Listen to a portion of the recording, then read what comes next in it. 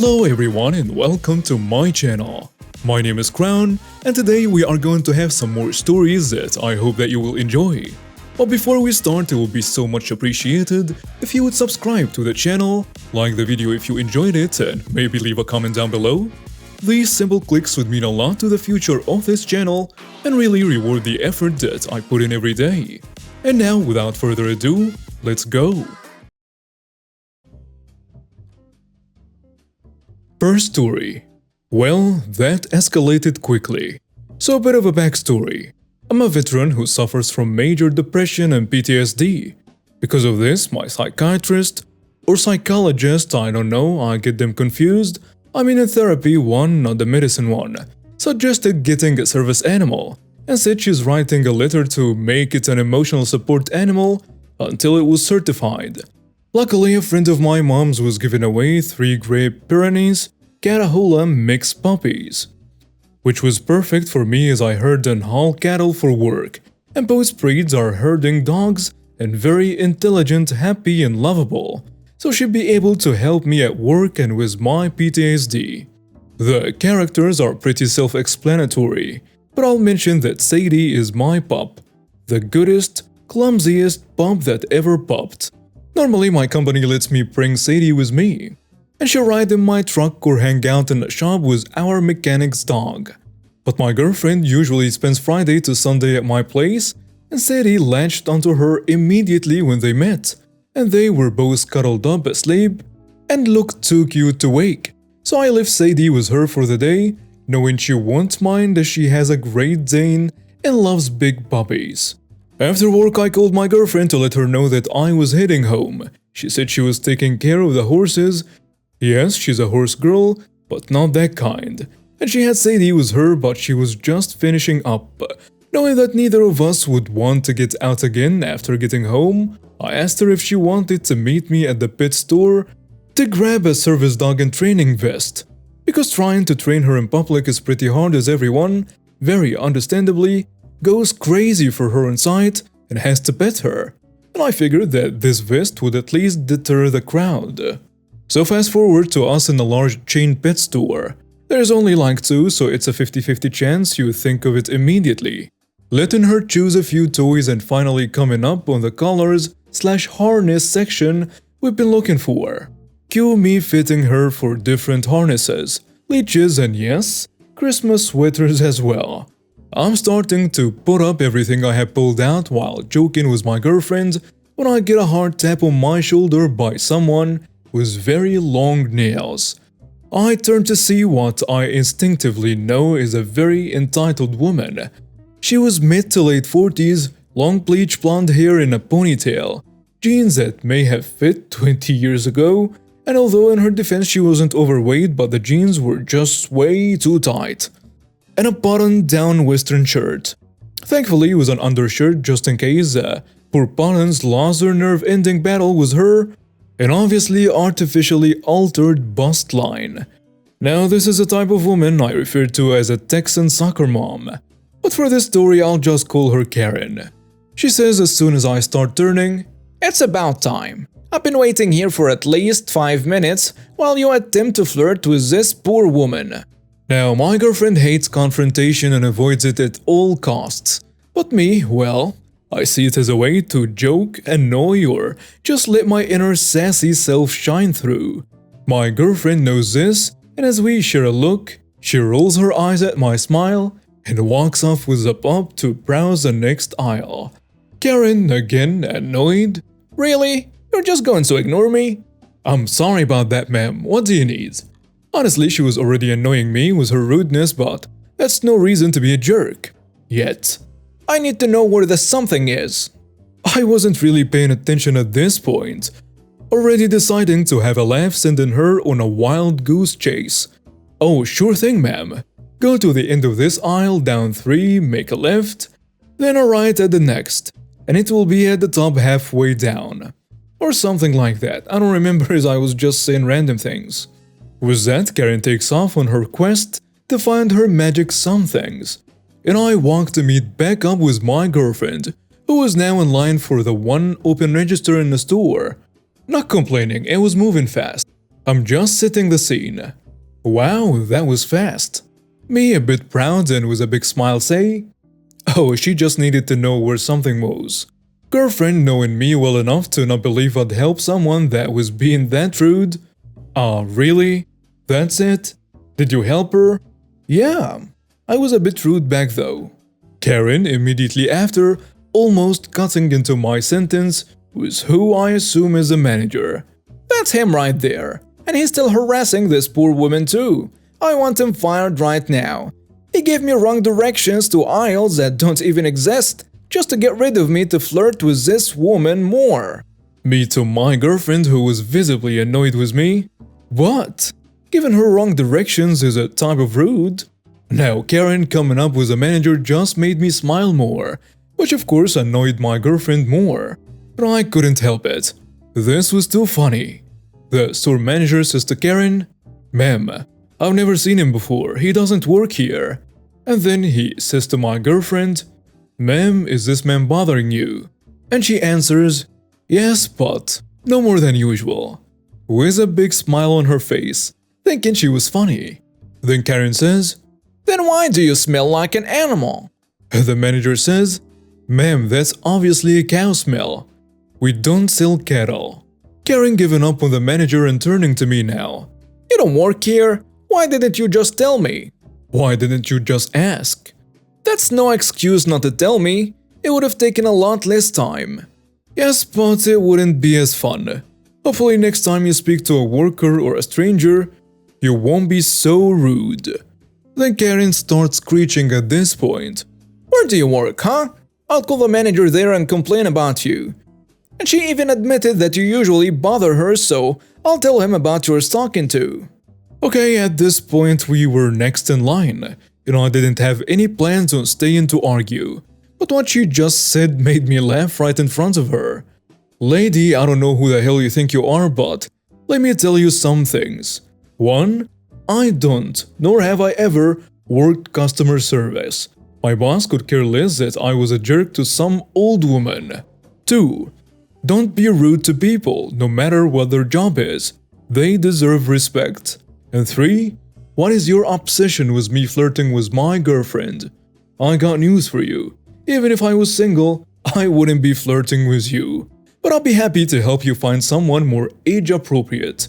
You're what, 55? Yes, I know it was a bit of a low blow since she was obviously sensitive about her age. But at this point she'd made it personal and I was pissed that she'd accused me of stalking when she didn't even know my name. My girlfriend was doing her best to ignore us and pay so we could just leave. And luckily after I said this, she had her receipt in hand and we turned to leave. Karen, eyes wide and mouth agape, of course started screaming profanities once she saw us start to leave. She followed us out to the parking lot, basket and all, with a manager following her since she hadn't paid for anything yet.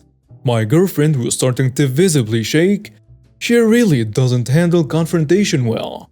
So I got her in the car and then loaded the bags in the trunk. The entire time Karen was screaming, mostly incoherently following me around the car while blocking me from backing out by putting her basket behind my car. At this point a few things happened at once. First, I got in the driver's seat and started to swing my door shut. Second, Karen tried to stop me from closing the door by grabbing it. And third, she fails to stop the door and it closes. Her hands were still on it. And fourth, she screams like a rabbit. And fifth, I opened the door so she could get her hand out. She immediately yanks it away and then did the one thing that I never expected. After getting her hand crushed in the door, this idiot tries to stop me from closing the door. Again. With her knee this time. What the hell? She's definitely got determination. I'll give her that. Of course it didn't close all the way this time, but I was pissed. I slammed it so it closed hard and fast and was probably still pretty painful. Now I'm laughing again. Not at her getting hurt, but because as I looked back to tell the manager she may need help back to the store, I saw him already halfway back to the store with her basket. The entire situation was just so unbelievably absurd. At this point, my girlfriend was crying and holding Sadie really tight. So I shut my door, made sure nobody barks were in it this time, and backed out. Careful not to run over Karen. Although, admittedly at this point, I'd be lying to say I wasn't tempted. It's been a week now, and while I expected to get a summons of a letter from a lawyer or something, nothing has happened. And that's fine because I don't think that you can get in trouble for hurting someone while they try to restrain you from leaving. I should also say that no, I don't particularly feel bad about anything that happened to Karen, but I feel horrible for putting my girlfriend in this situation and apologized at least 100 times this week. We're good, but I gotta be on my best behavior in public for a while. No, Karen, your kids cannot have my asthma medication. This happened to me today and I'm still scratching my head for the logic. I'm a 34-year-old Dutch guy without a driver's license. It sucks, but Dutch public transport kind of rocks, so for almost 2 years now I have been using it to get to my job, and in those 2 years I have never really had a bad experience that doesn't involve a late bus and rain. Until today, that is. Because of the pandemic, bus schedules have been adjusted to once or twice per hour. It is far from ideal, but I understand why. Kids are not going to school, so the bus company would lose money letting empty buses drive. But when it came to the schedule, I drew the short straw. Because if I want to go by bus from home to my work, I would be traveling 90 minutes instead of 40, and I would arrive at work 30 minutes earlier than normal. To me, this is not an option, so I decide to cycle to work halfway. That way, I cut 30 minutes out of the trip, and I get to work at my normal time. The one problem today is that I'm an asthmatic, and it was quite windy out this morning. So I got to the bus station this morning already struggling for breath. I quickly locked my bike and walked toward the terminal, focusing on my breathing. 5 minutes later, the bus arrives. I greet the driver and sit down. A minute later, our Karen of the story enters the bus. She takes a seat on the row next to mine, and a few minutes later, the bus driver starts the bus and off we go. I still feel like I'm struggling for a breeze, and while coughing, I quickly get my inhaler and chamber out. Simple it and start using it as I struggle to breathe. It instantly works and I feel precious oxygen enters my lungs. This piques Karen's attention. What are you doing? She asks. I'm taking my medication. I have asthma, and with this weather, it was quite a struggle getting here. I replied. Does it help with breathing? She asks, and I nod my head. Well, yes. I have kids at home and with corona. I don't want them to suffocate if they get it. So give me that inhaler. You can get a new one. She holds out her hand. Oh boy. Nope, not going to happen, lady. I said in my most dry and mocking tone. I need these meds. They do not help for corona. I don't care. Give it here. She says as she thrusts out her hand again. My kids need it more. I again tell her no, and put my medication in my backpack and try to put on my headset. This is where Karen goes full entitled parent and grabs my backpack and starts going through it. Luckily, the hero bus driver was paying attention and we all lurch forwards as he hits the brakes. He stops the bus, stands up, and in his best drill instructor voice says, "Lady, give the man his backpack now." There was absolutely no doubt of the authority in his voice, and the lady turns tomato red as she hands back the backpack. I thought that was it, and oh boy was I wrong. Why on earth would you think that someone's asthma medication would help against corona? Besides, you saw the man use it. What if he has the virus but did not get sick? Also, he used it. You're gross, lady. Get off the bus. Now, he yelled. The lady looks like a deer in headlights, but doesn't move. Get off now. The hero yells again. And finally, the lady got up and out of the bus. I thanked our hero bus driver as he sat back down and we got on our way again. As the bus drove off, I saw the lady on her phone. Honestly, it could have been much worse, but still, I wish I could have told this to Karen. Too bad we weren't out of the city yet, you disgusting witch.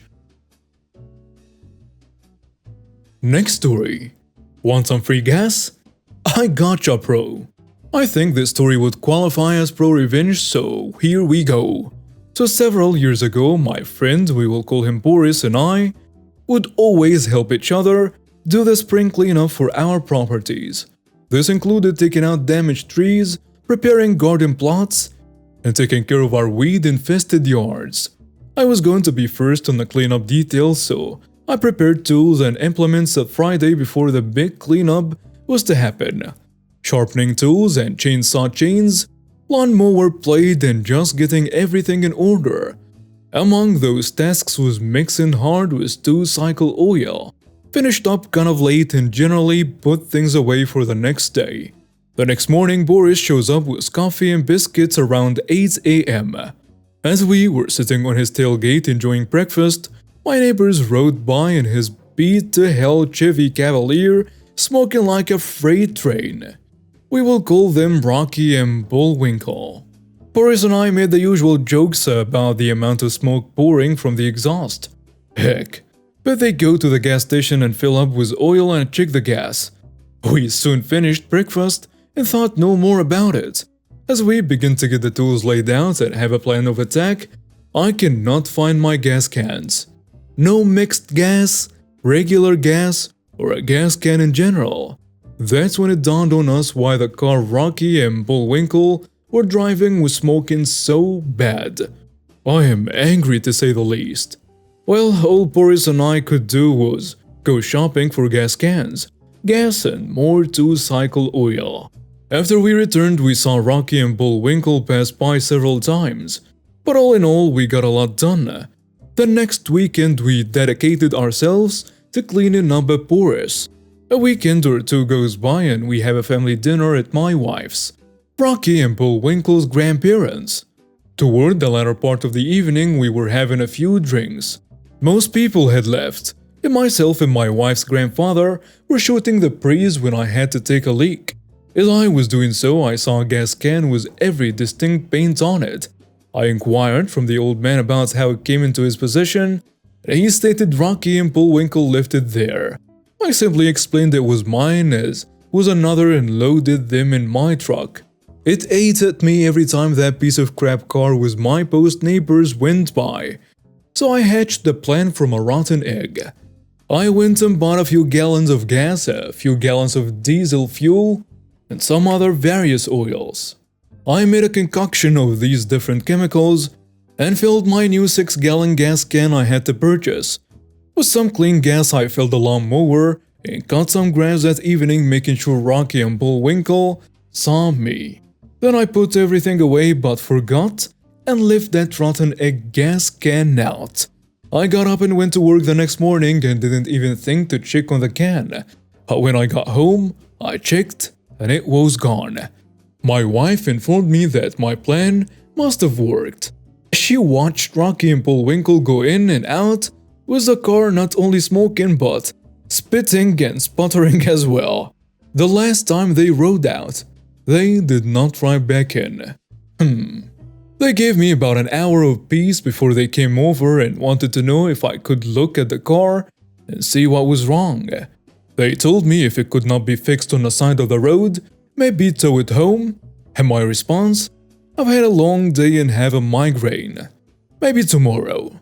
I saw the panic set in when I told them that. And that's when they told me they had no insurance and it was on a main road. Tough luck. So the highway patrol did run across it and had it towed. It was going to cost them around $500 to get it out of impound. Plus they had to have current registration and insurance. Car wasn't worth it. Well, there are those type of people that good luck just falls on them, and the pastor of a local church gave them an old Ford Taurus. Took me a few cans of rotten egg gas, but I got the motor to lock up after about a month. This time it quit in their grandparents' yard, so they scrapped it, and as luck would have it, they got their income tax returns. They bought a nice looking Ford F-150, but it began having problems too. Smoked really bad. They did take it to a mechanic that eventually found the problem. He got the truck running again for about $1,500. And I have never had any more gas come up missing. Thanks for listening. And now we have reached the end of today's stories. Thank you for watching and see you next time.